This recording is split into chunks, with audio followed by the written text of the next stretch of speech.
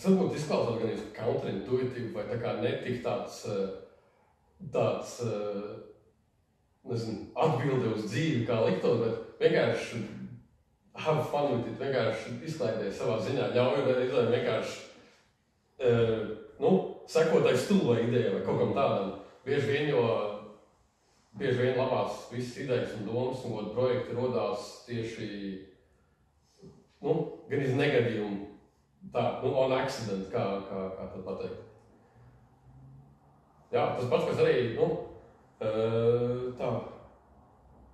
man būtu svaigākais prātā tas, ka es redzēju, ko darīju nesen, vai pat TikTokā, man liekas, ka bija tā kā Kanye West dziesmai Runaway, tas ir tā nosta, ting, un kā viņi radās, ka tas bija, viņš rekordoja, kas te bija hi-hats vai snērs, viņš vienkārši uz keyboarda rekordoja, lai MIDI ierakstītu, bet viņam nebija uzlikt tas bumb, tas kaut kāds samples, bet bija vienkārši tā klavieru skaņa, viņš pēc tam būtu pārlikt to skaņu programmā.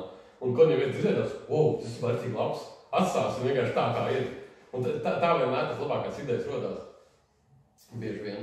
Tas var visi nopietni mums jau arī. Arī, jā, bieži vien cilvēki uztver lietas pārāk nopietni, un tas vienkārši sabojā visu to pasācienu, jo,